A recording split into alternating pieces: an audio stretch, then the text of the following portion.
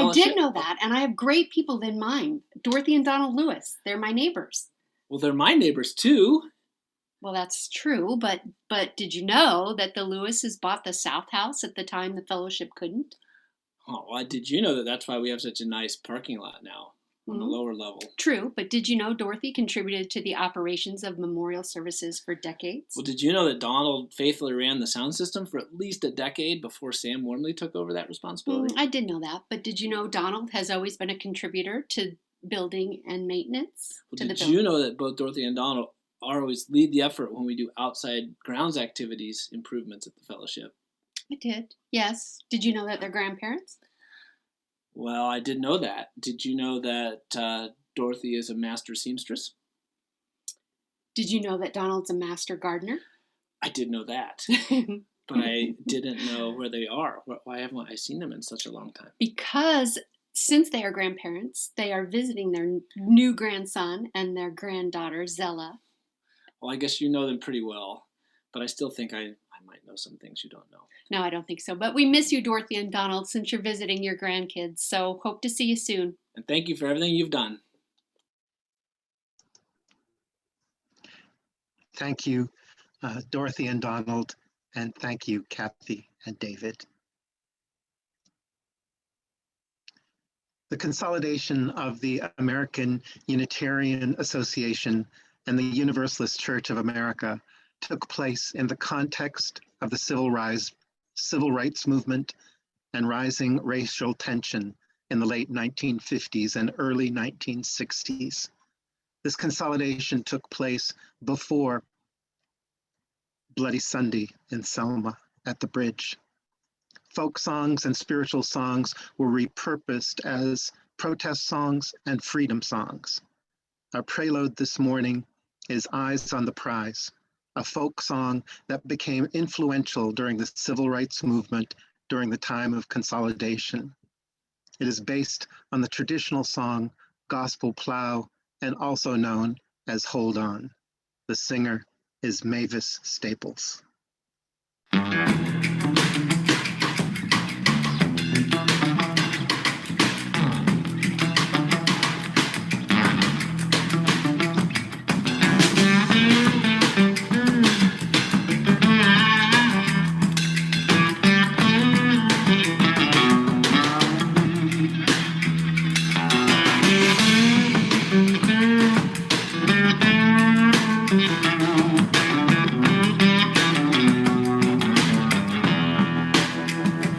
Paul and Silas bound in jail, had no money for to go their bail. Keep your eyes on the prize. Hold on. Hold on. Hold on.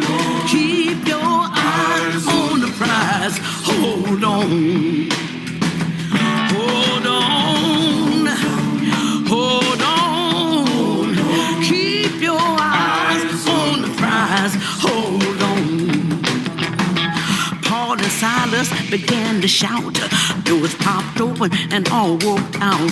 Keep your eyes on the prize. Hold on. Hold on. Hold on. Keep your eyes on the prize. Hold on.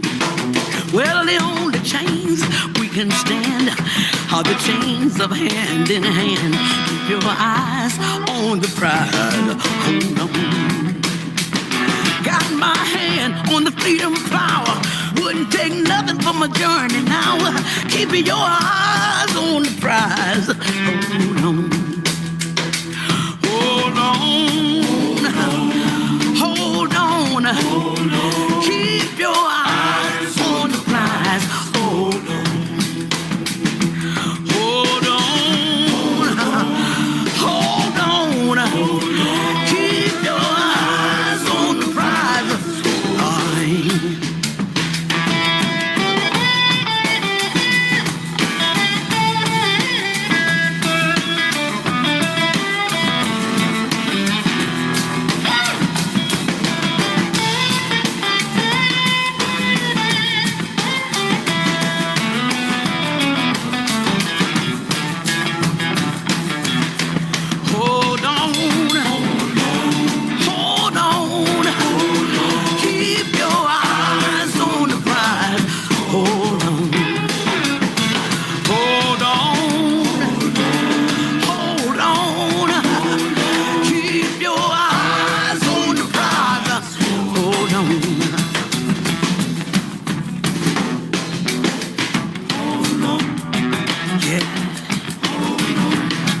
Hold on, hold on.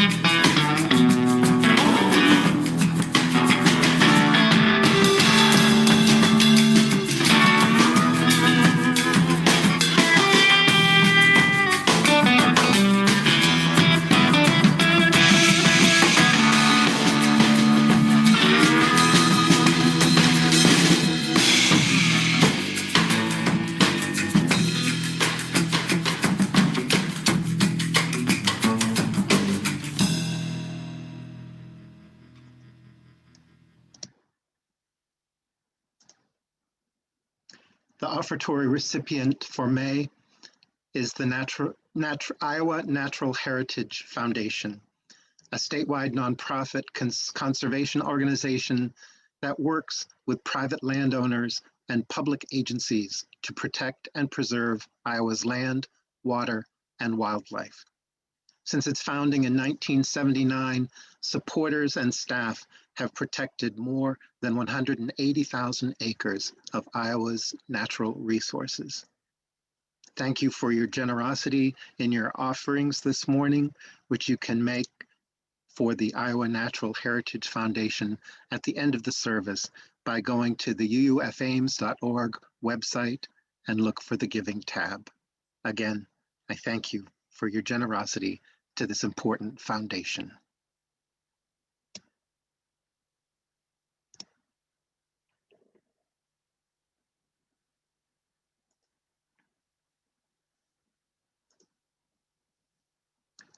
This morning, the time for all ages is the story of this little light of mine. Every week, we sing This Little Light as a reminder that the light inside of each of us connects us to each other in the fellowship and also with all of the other people in the world who have lights shining from within them as well.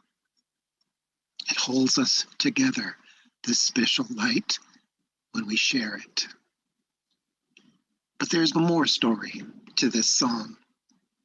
And there's no proof, but many people believe that this song began as a spiritual sung by slaves before they were freed, singing in the worst of conditions, finding the strength to go on until they found freedom. The lyrics also may have been inspired by the Bible. You are the light of the world.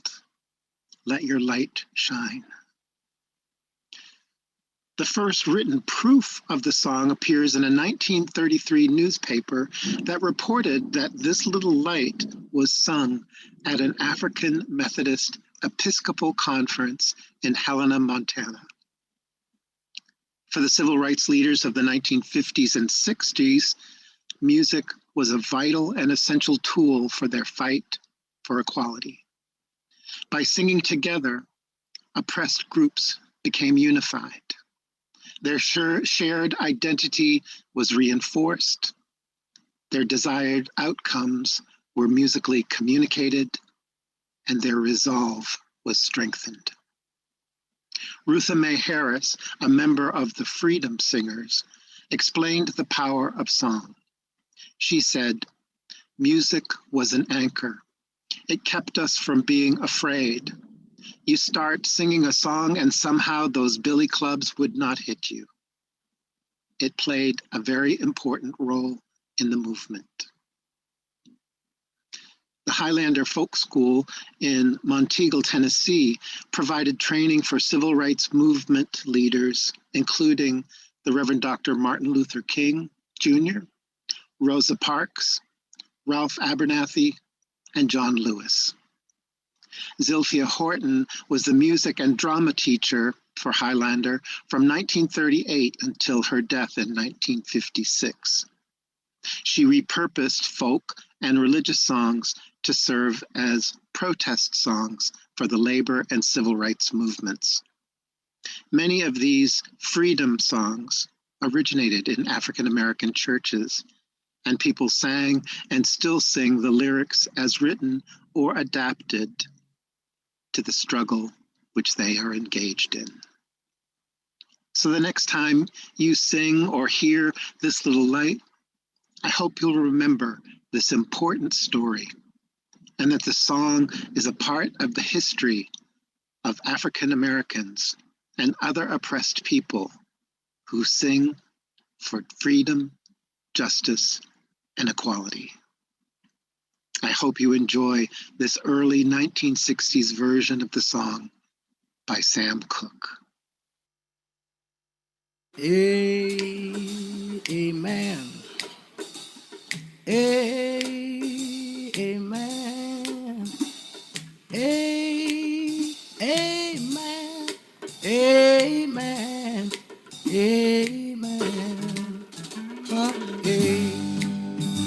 Amen.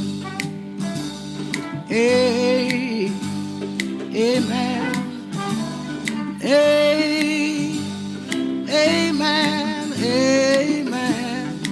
Amen. Let me tell you something, children. This little light of mine, I'm gonna let it shine. This little light of mine, I'm gonna let it shine, yeah. This little light of mine, I'm gonna let it shine.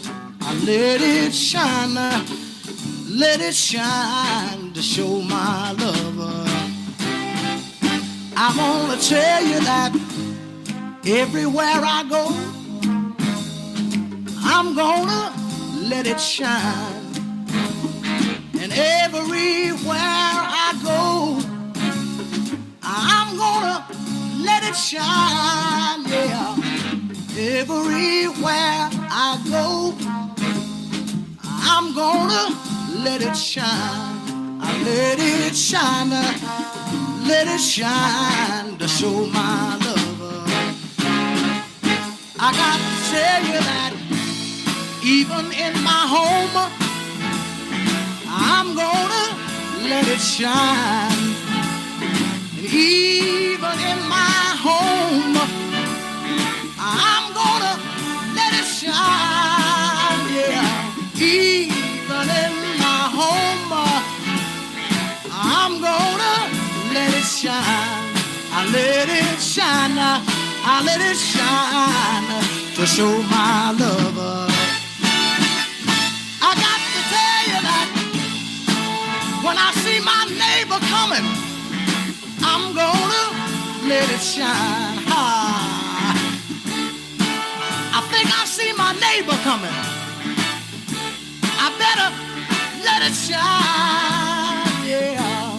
When I see my neighbor coming, I'm gonna let it shine.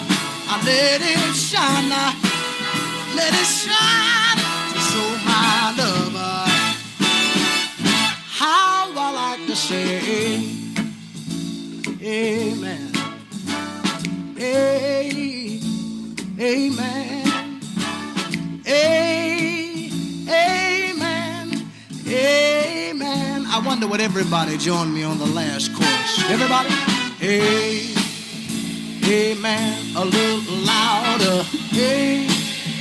Amen. With the Spirit. Amen. Amen. Amen.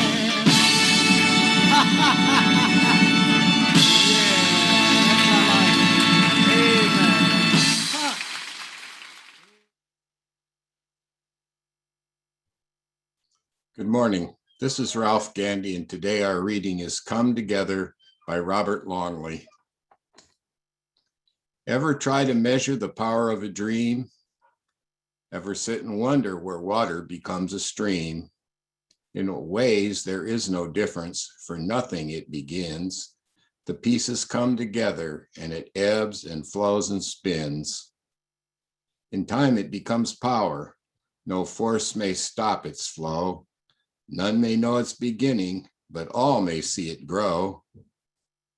A tiny drop of water or a simple little thought can change the world we live in, rewriting rules we're taught.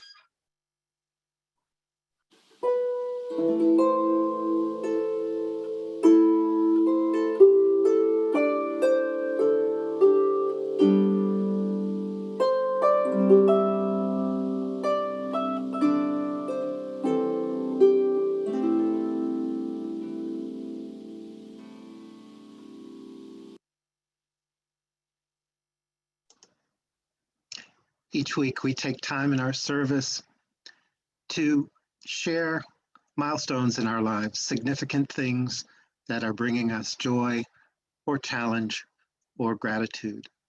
As I open the room to sharing, please introduce yourself, share your milestone, and let us know when you're done so we can work to give each other space in this virtual space. And I gotta say, what a great job you've been doing in learning how to do milestones in this type of environment. This is our time of sharing.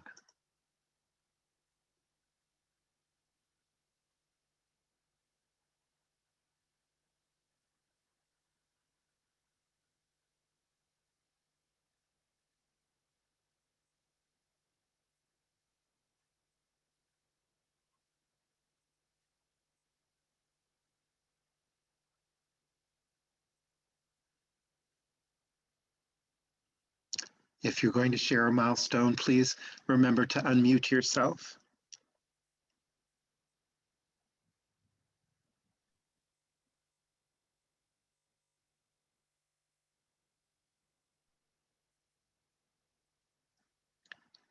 I'm thankful for us coming together this morning. I guess I could share that this coming week is hopefully our final moving week from Nevada. We have a mover that will be moving our furniture. They're working us in so that we can meet our closing date the first part of June. I think, as most of you know, we sold our home in Nevada and we're living in Ames now. And there've been a lot of things we've let go of, and I know a lot of you have gone through the same thing. This week, my saddest thing is I've had an old antique church pump organ for over 50 years. It's brought my family a lot of fun and joy, but there's no room in my home for our old church pump organ. I've tried many different avenues. And so this week, I think the garbage collectors are going to come and get it and take it away. But anyway, yeah, I guess that's all I have to share. Thank you. I have a little very fun milestone to share. Yes. We got an email from our daughter Laura in Minneapolis this week, including a little video of our granddaughter Elena, who is a freshman at St. Olaf College. And it was a recording of her singing, I guess she began taking voice lessons for the first time in her life this semester. And she sang an absolutely beautiful song. I've not heard her sing before. I didn't know she had such a beautiful voice. And it was a tremendous treat to hear Elena sing.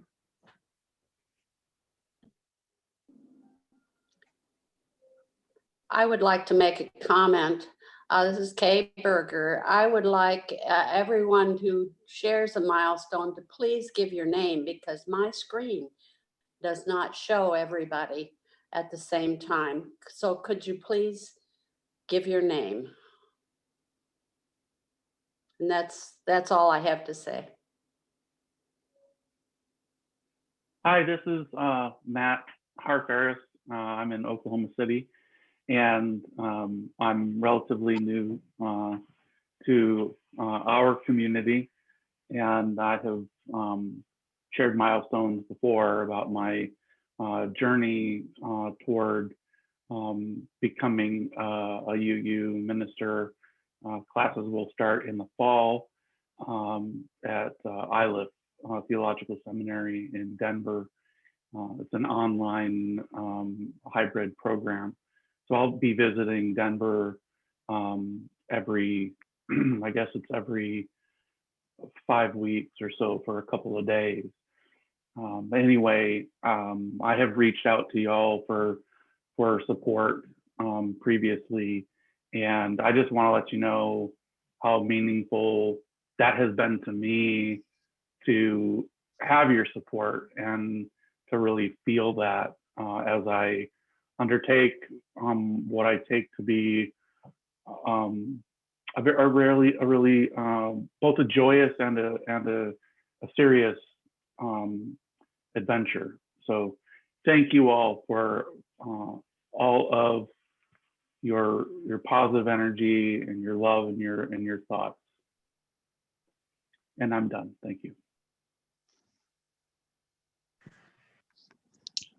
Hi, this is Molly Helmers, and I have two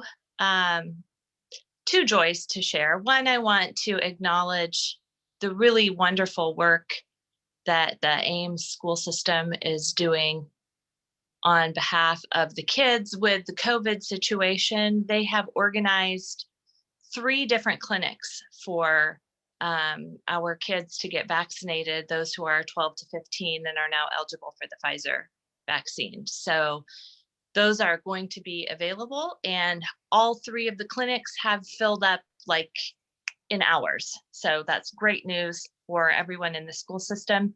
I also want to share that my daughter, who is in middle school, participated yesterday in the state track meet for the middle school girls.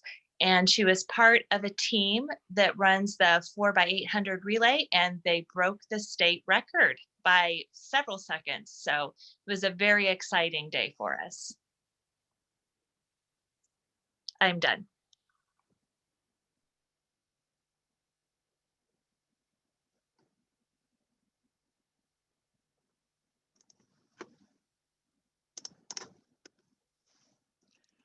For all those joys and challenges and gratitudes that have been spoken, and for those that we carry silently in our hearts with care.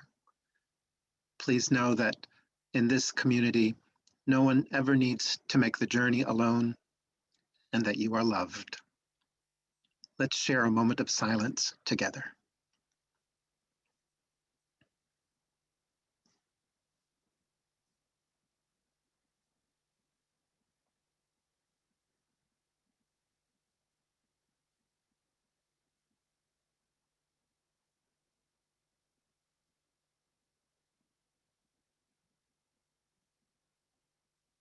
It's good to be together.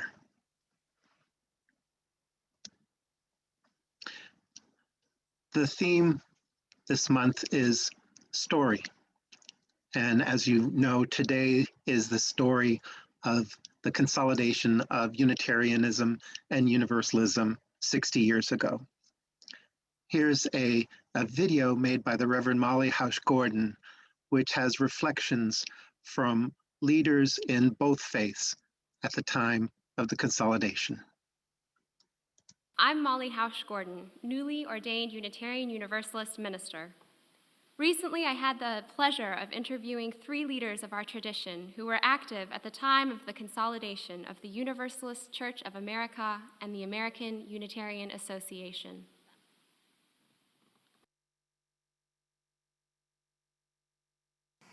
I was in Richmond, Virginia, when the merger discussion was going on. I don't remember being too involved in it because I was too involved in other things, civil rights and whatnot. So merger wasn't really high on my agenda.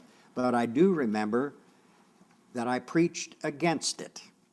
And I chuckle now because the congregation voted for it.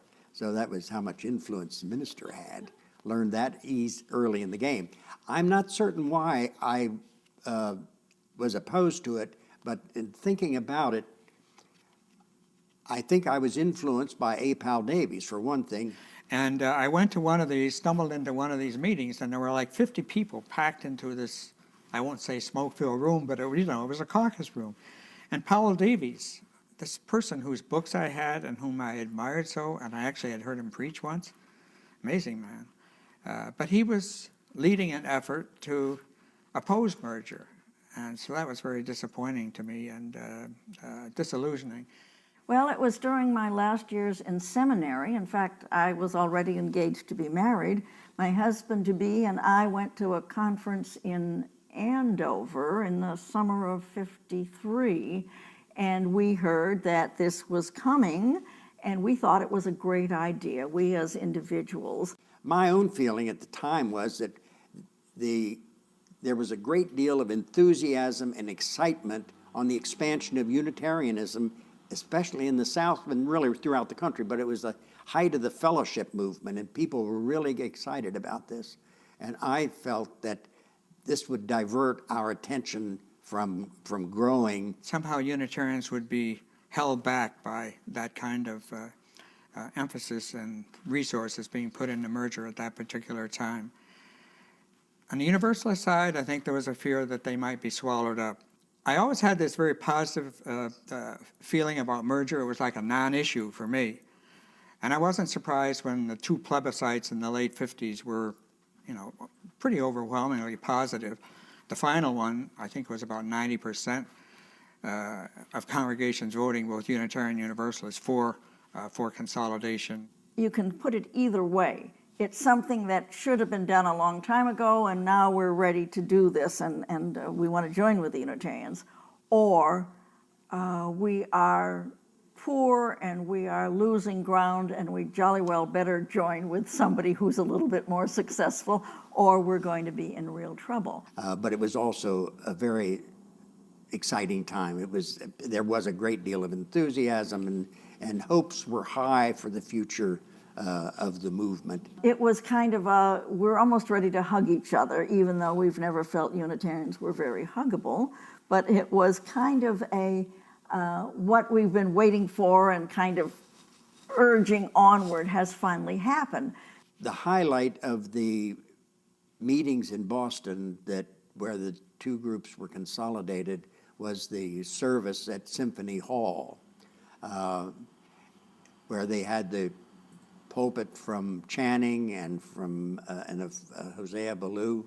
We were very, very excited. Some of our parishioners, former parishioners from the South, had come up because it was a big event for them too. Immediately after the merger, and Dana Greeley had been elected president, it was understood that as one of the aspects of merger, Philip and his counterpart in the Unitarians, Dana McLean Greeley, would each step down gracefully, graciously, whatever, and a new person would be chosen to head the new organization.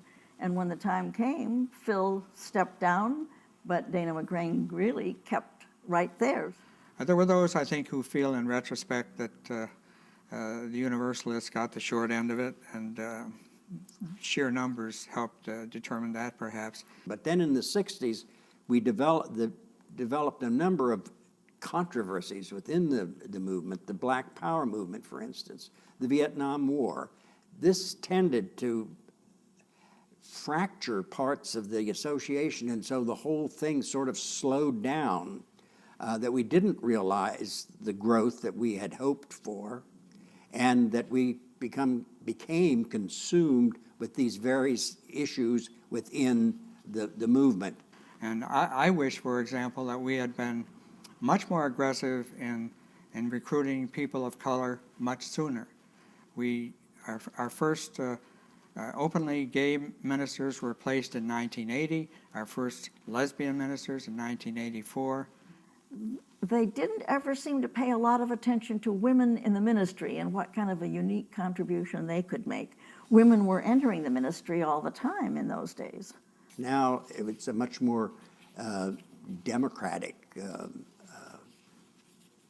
polity that has emerged over the years. We're finding that word universalist is a very useful one. Unitarian simply says we aren't Trinitarians, if you're looking at the basic part of it. And universalist could mean a very broad-minded kind of an all-inclusive group, but it also could mean a group that includes everybody. And I wish that could be used a bit more. Sometimes people discover that word for the first time when they're in their 30s or 40s, and they say this has great possibilities. I think significant changes have taken place during these 50 years, and I think it is partly because of the combining of the two traditions.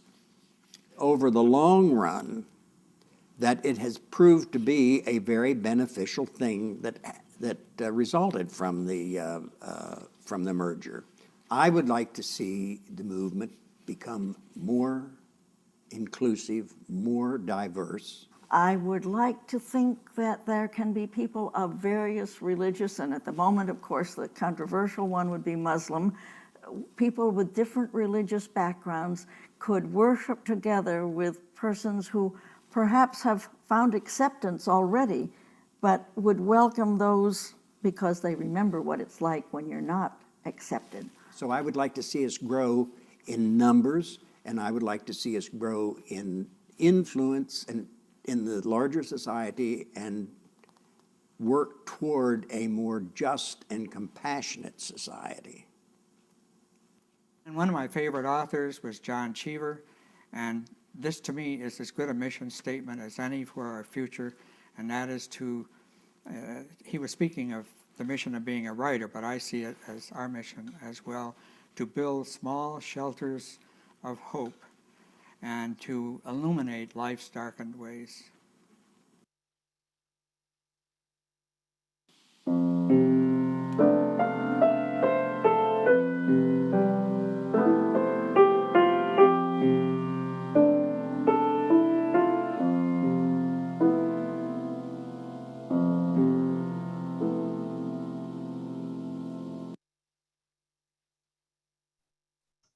Our second reading this morning is Working Together by David White. We shape ourselves to fit this world, and by the world are shaped again. The visible and the invisible working together in common cause to produce the miraculous. I am thinking of the way the intangible air past its speed around a shape wing easily holds our weight. So may we, in this life, trust to those elements we have yet to see or imagine, and look for the true shape of our own self by forming it well to the great intangibles about us.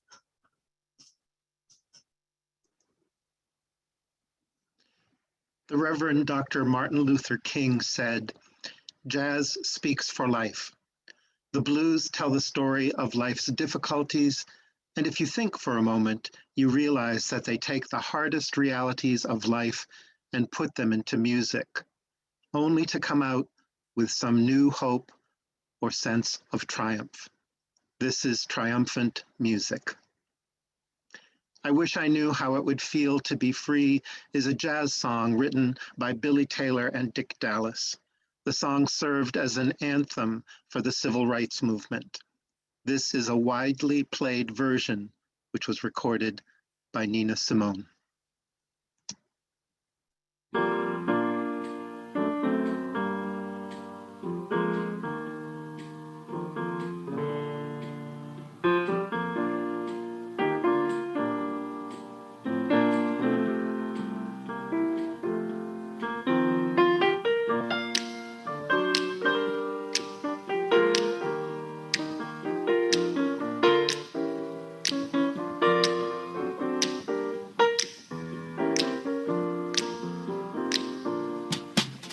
I wish I knew how it would feel to be free.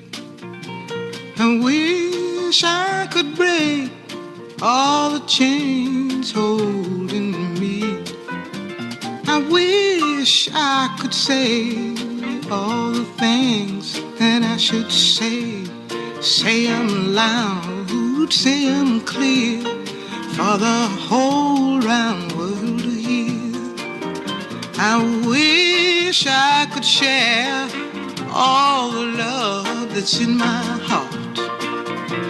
Remove all the bars that keep us apart. I wish you could know what it means to be me. Then you'd see and agree that every man should be free.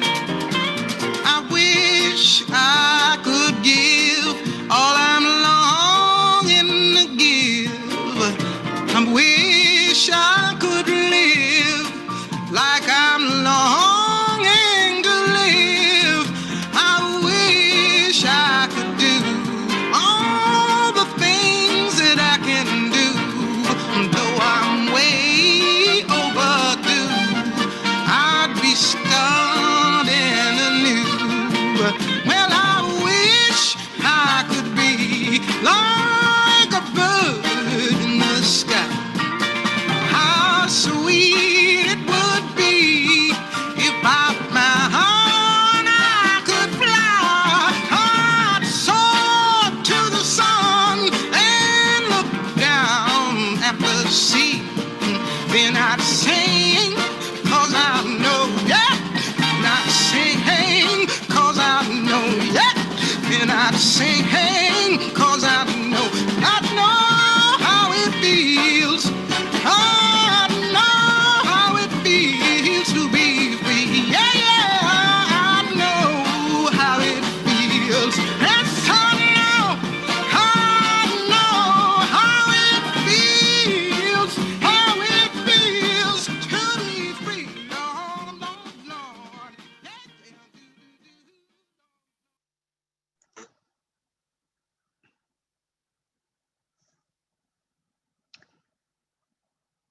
This is a story of euphoria and tarnish. A long flirtation and courtship between the Unitarians and the Universalists ultimately led to the consolidation of these two faiths on May 12, 1961, 60 years ago last week. In a May 1960 sermon celebrating the formal vote to consolidate, the Reverend Donald Harrington observed, "We have achieved a union which is the result of more than 100 years of awareness and striving."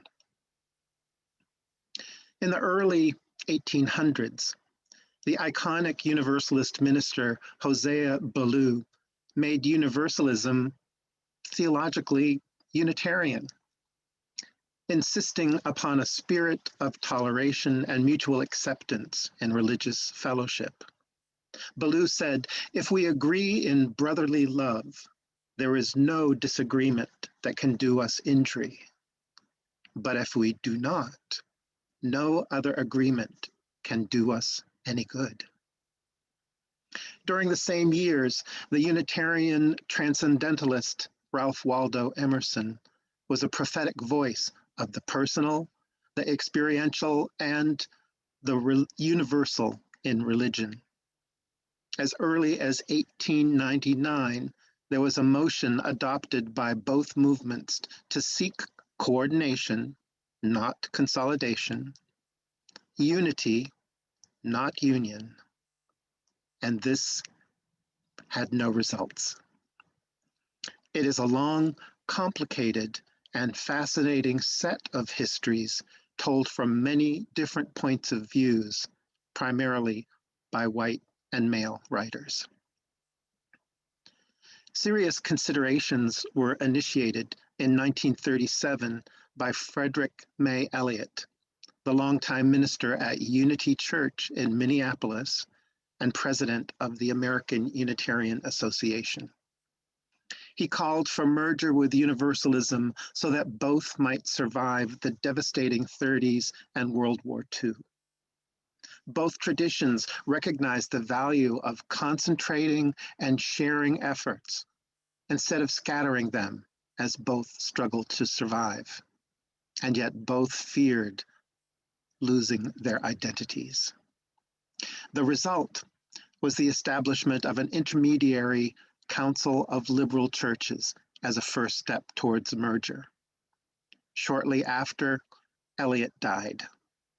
His bright torch was passed to headstrong and determined Dana Greeley. His Universalist counterpart, Philip Giles, was also strongly inclined for a merger because he believed that without a merger, the smaller Universalist church would die. A joint merger commission was formed in 1956 and made two pivotal decisions. Despite great resistance, the commission appropriated more than $50,000 to engage consultants and pay for their work. The second decision was to invite a widespread conversation with all the congregations in Unitarianism and Universalism in an open dialogue to seek all opinions on the merger, followed by two votes. The first, to have the commission continue to work towards consolidation or to stop. They voted to continue. And the second, to decide on the question of merging. As you can imagine, the dialogue between the 141,685 members of the 895 combined congregations was insightful, passionate, at times contentious, and ultimately unifying. You've already heard reflections from some of the leaders at that time. And in response to the invitation by the Joint Commission of 1957, one Boston Back Bay matron was heard to sniff that Universalists are nothing but Baptists who can read. Universalists complained that Unitarians didn't feel that they'd had a good sermon unless they didn't quite understand it themselves. So you can see there was some interesting feeling going back and forth between, and some misconceptions too. And with regard to the debate and the misconceptions, the Reverend John Cummins wrote, Universalism was a populist movement that expanded west with the 19th century American migration, while Unitarianism remained largely in New England.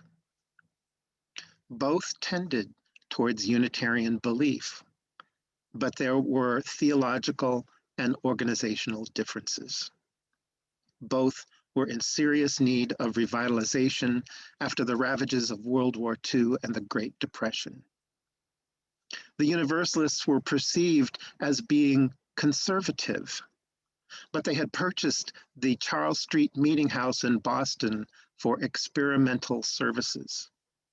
With the previous owners, it was a stronghold of the anti-slavery movement of the 1800s, and later the home for the first Black independent denomination in the country, the First African Methodist Episcopal Church. The Unitarians were viewed as radical, but their national journal was called the Christian Register. Go figure. Both sides were concerned about the loss of identity. The name of the new consolidated church was a sticking point, and it became clear that both names had to be included, no matter how cumbersome.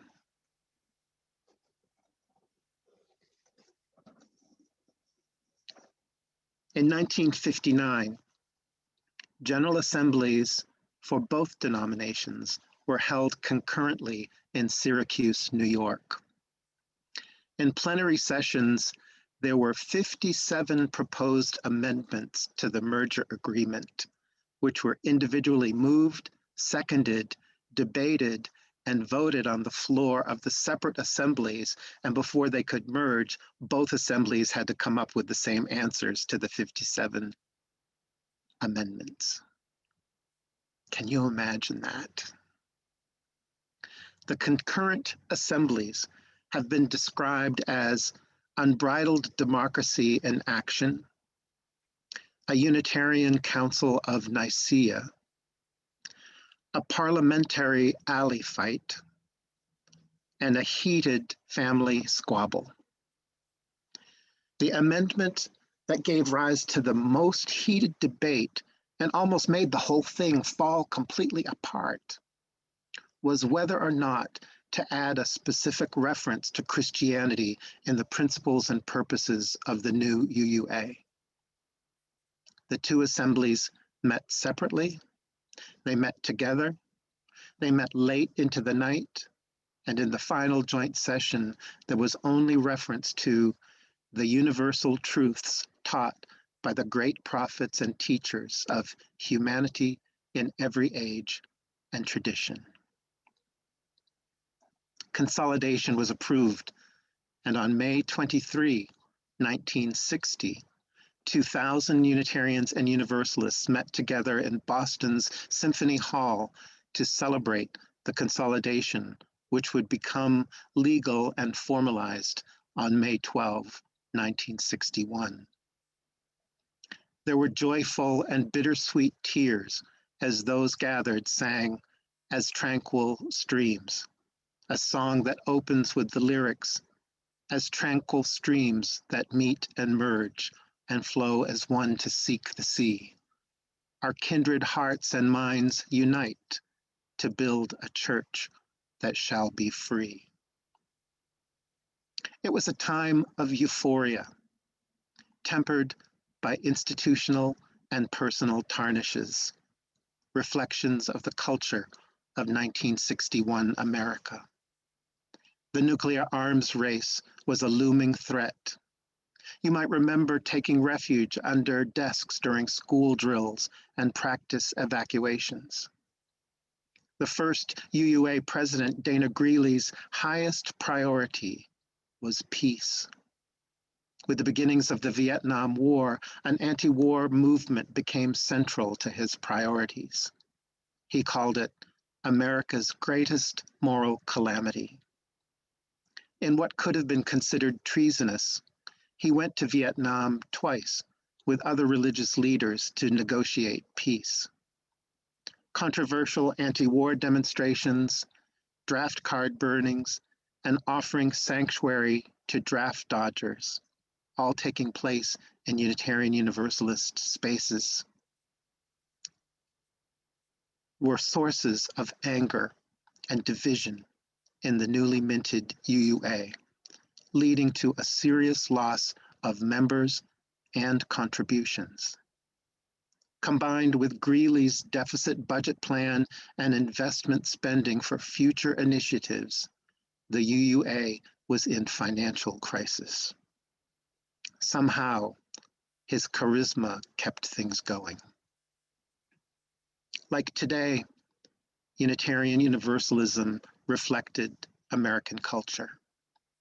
The civil rights movement of the 1960s bore witness to a new generation of Black activists challenging segregation in public facilities, education, and transportation. Nonviolent tactics were met with violence, police brutality, and death. In The Premise and the Promise, Warren Ross observes that after consolidation, the one issue on which Greeley could not persuade his critics was the racial crisis in the country and in Unitarian Universalism. In a 2017 sermon, The Black Hole in the White UU Psyche, the Reverend Dr. Mark Morrison Reed, a biracial UU minister, points out that African Americans were visible in a particular way. White UUs saw Blacks when it served their ego needs. He offers a quote from Ralph Ellison's Invisible Man. "I am invisible, understand, simply because people refuse to see me. When they approach me, they see only my surroundings, themselves, or figments of their imagination. Indeed, everything and anything except me. Mark Morrison Reed says, that has been the Black experience within Unitarian Universalism. The deep tarnish of systemic racism has been present throughout Unitarian Universalist history. The country and Unitarian Universalism still have a racial crisis. We continue to struggle with the culture of white supremacy and remain committed to looking within ourselves and working to live fully into the promises of our faith in our fellowship and in our community. In Reverend Harrington's 1960 celebratory sermon, he said, "We must apply the full heat of the fire of the faith in our souls and the transforming strength of the love of our hearts to the overcoming of the grave social ills that surround us in our world." His words still ring true today. It is so important to celebrate 60 years of Unitarian Universalism for the hope and the mission and vision that we bring to the world. And it also is critical to recognize that it is up to us to learn and grow and live into our mission and vision in a way that guides all of us on the path to justice, equality, compassion, respect, and love for everyone. For everyone. It's up to us to remove the tarnish. May it be so.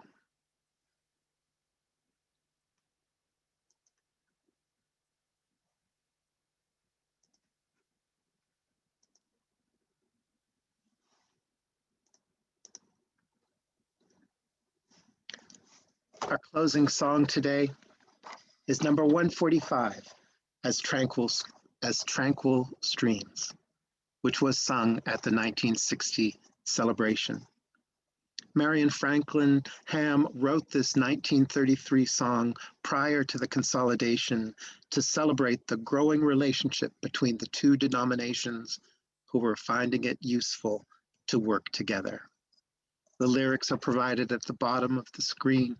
I hope you'll join in singing to remember the work that we can do together.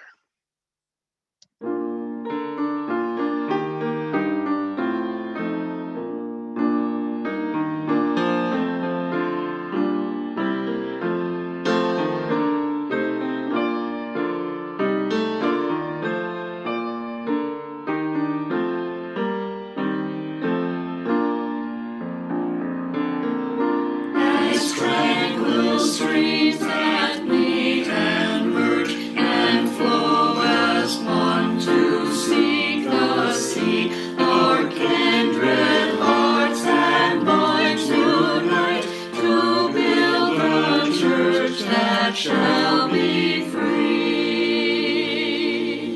Free from the bonds that bind the mind to narrow thought and lifeless greed, free from a social load that fails to serve the cause of human need. A freedom that reveres the past, but trusts the dawning future more, and bids the soul in search of truth adventure boldly and explore. Prophetic church, the future waits your liberating ministry. Go forward in the power of love, proclaim the truth that makes us free.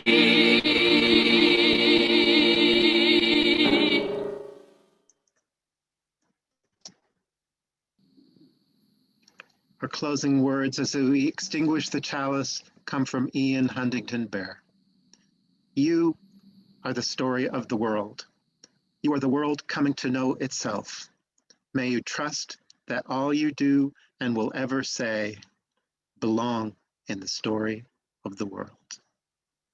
Amen, and blessed be. Thank you for being with us this morning.